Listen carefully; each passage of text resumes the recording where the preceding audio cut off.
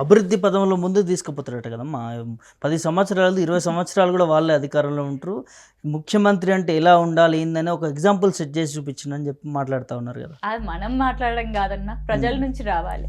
ఉమ్, ఈ 10 నెలల్లోనే ఎంతమంది ప్రజలు నేడు ఆవేదనకి లోన్ అయిపోయి ఆత్మహత్యలు చేసుకుంటున్నారు.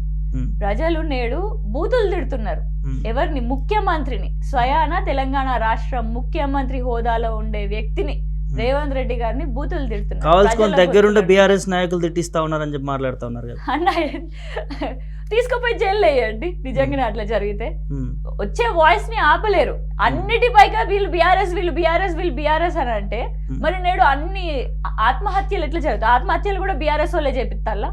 వాళ్ళే పోయి ఊరేస్తున్నారా? వాళ్ళే పోయి పెట్రోల్ పోసుకొని తగలబెట్టుకునే విధంగా చేస్తున్నారా? నేడు రైతన్నలు ఆత్మహత్యలు చేసుకుంటున్నారు, ఎందుకు జరుగుతున్నాయి? నేడు చేనేతన్నలు ఆత్మహత్యలు చేసుకుంటున్నారు, ఎందుకు జరుగుతున్నాయి ఇవన్నీ? నేడు ఈ నిన్ననే ఒక ఆటో డ్రైవర్ అన్న అప్పులు భారం తీర్చలేక, ఇప్పుడు బస్సులు వచ్చినాయి, ఉచిత బస్సులు పెట్టేసరికి మహిళలకి, ఆటో డ్రైవర్ అన్నలకి ఇంకొక వ్యవధి కల్పించకపోయేసరికి నేడు వాళ్ళు కూడా ఆత్మహత్యలు చేసుకుంటున్నారు. అన్నిటికీ బీఆర్ఎస్ రంగు పూస్తే ఎట్లన్నా? కొన్ని వాస్తవాలు అనేటివి మనం తెలుసుకోవాలి. అక్కడే కదా ప్రభుత్వం అనేటిది బయటపడేటిది. నువ్వు అన్నిటికీ ఏది మాట్లాడినా కూడా అన్నిటి మీద అది బీఆర్ఎస్ అని అంటే వాస్తవం అనేది అవాస్తవం కాదు. నేడు ప్రజలలో జరిగేది ప్రజల గొంతుగా ప్రజలే మాట్లాడతారు. బీఆర్ఎస్ గొంతుగా ఇప్పుడు 10 నెలల్లోనే ఇంత విపరీతమైన వ్యతిరేకత వచ్చింది ప్రభుత్వం పైన అంటే అది ప్రతిపక్షం మాట వల్ల కాదు. వ్యతిరేకతను మీరంటా ఉన్నారు. మంత్రి పొన్నం ప్రభాకర్ 10 నెలల్లో సక్సెస్ అయిపోయింది ప్రజాపాలన మాట్లాడుతాం. ఏమేమి సక్సెస్ అయింది? అసలు 6 గ్యారంటీలు అన్నారు కదా. ఆ 6 గ్యారంటీలలో ఎన్ని సక్సెస్ఫుల్ అయినాయో మనం డిస్కస్ చేయాలి. నేడు అసలు మహిళలకి 2500 రూపాయలు ఇస్తా అని చెప్పేసి మహిళలు ఓట్లు వేయించుకున్నారు. నేడు ఎంత మందికి వచ్చినాయి? రైతన్నలకి అసలు రైతు భరోసా అని చెప్పేసి అన్నారు. ఆ 15,000 రూపాయలలో అసలు పోయిన రైతు బంధు కూడా పడలేదు వాళ్ళకి.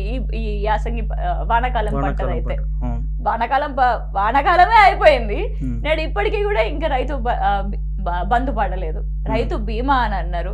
అదే విధంగా ఇవన్నీ అసలు పడట్లేదు కదా రైతన్నకి. అసలు ఏ ఒక్క హామీ కూడా రైతన్నకి నెరవేర్చట్లేదు. అట్లనే ఇప్పుడు ఏంటిది, అన్ని రకాల పంటలకి మేము 500 బోనస్ ఇస్తామని అన్నారు. నేడు ఓన్లీ సన్న బియ్యానికి మాత్రమే అని అంటారు. మళ్ళా దొడ్డు బియ్యం పోయే, దొడ్డు బియ్యంతో పాటు ఇంకెన్నో పంటలు, ఇంకా మేజ్ అని చెప్పేసి కందులు, పప్పులు, ఇంకా వీటన్నిటికీ కూడా బోనస్ ఇస్తామని చెప్పేసి అన్నారు. పసుపు, మరి వాటన్నిటి బోనస్ ఏమైపోయింది? ఈ విధంగా తీస్తే యూత్ చూస్తే ఇటు విద్యా భరోసా అని చెప్పి 5 లక్షల విద్యా భరోసా కార్డు అని అన్నారు. 2 లక్షల ఉద్యోగాల సంవత్సరానికి అని అన్నారు. వాళ్ళందరినీ తెప్పించుకున్నారు. వాళ్ళందరి చేత, ఈ విద్యార్థుల చేతనే కాళ్ళు మొక్కించిండు వాళ్ళ పేరెంట్స్. వాళ్ళ తల్లిదండ్రుల కాళ్ళు మొక్కించి కాంగ్రెస్ ఓటేయండి, చేయి గుర్తుకు ఓటేయండి అని అన్నాడు. నేడు ఆ చెయ్య వాళ్ళ మీద పెట్టి అది అభయహస్తం లెక్క లేదు ఇప్పుడు నేడు. సో ఆ విధంగా భస్మాసుడి హస్తం లెక్క తయారైపోయింది కాంగ్రెస్ పాలన. అభయహస్తం లేదు, ఏదో బాగున్నారు. భస్మాసుడి హస్తం, భస్మాసుడి హస్తం కాదమ్మా. మరి 60,000 ఉద్యోగాలు ఇచ్చేసినాం అయిపోయింది అని చెప్పి మాట్లాడుతూ ఉన్నాడు కదా ముఖ్యమంత్రి. 60,000 అసలు ఆ ఫిగర్ ఎక్కడి నుంచి వచ్చిందో నాకు తెలియదు అన్న. 30,000 ఉద్యోగాలు బీఆర్ఎస్ పాలనలోనే, కేసీఆర్ గారి హయాంలోనే మొత్తం ఎగ్జామ్ ఫైనల్ వరకు నోటిఫికేషన్స్ ఇచ్చిన దగ్గర నుంచి, రిలీజ్ చేసిన దగ్గర నుంచి ఎగ్జామ్ కండక్ట్ చేసి రిజల్ట్ కూడా ఇచ్చిన తర్వాత కాంగ్రెస్ ప్రభుత్వం ఒక 2 నెలల్లో 3 నెలల్లోనే వచ్చి పత్రాలు డిస్ట్రిబ్యూట్ చేసినంత మాత్రాన అది వాళ్ళ కోటా కిందికి రాదు. సరే అనుకోండి, అది వాళ్ళ కోటా కిందికే వేసుకుందాం. అప్పటి నుంచి మరి ఇప్పటి వరకు ఏమైనాయి? నిన్న ఒక్క రోజు అనుకుంటా 1400 ఉద్యోగాలు వచ్చినాయి. Group A, group B, group C, TGPSC ద్వారా. సో దాని నుంచి ఒక 1400 పోస్టులు మాత్రమే భర్తీ అయినాయి. ఇప్పుడు 10 నెలలు అయిపోయినాయి. ఇంకా 2 నెలలే కదా ఒక సంవత్సరం అయిపోవడానికి. ఆ 2 నెలలలో మరి 2 లక్షల ఉద్యోగాలు అంటే మిగిలిన ఉద్యోగాలను ఇస్తాడా?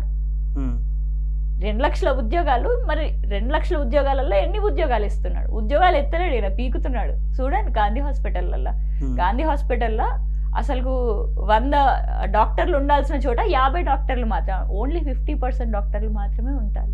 నేడు అందుకనే అంతమంది చనిపోతున్నారు. ప్రెగ్నెంట్ ఉమెన్స్ చనిపోతున్నారు. బెడ్లు పరిస్థితి అసలు ఆ క్లీన్లీనెస్, ఆ శుభ్రత లేకుండా ఎంతో మంది ఎన్నో వ్యవస్థలు అస్వస్థ వ్యవస్థకు గురవుతున్నారు.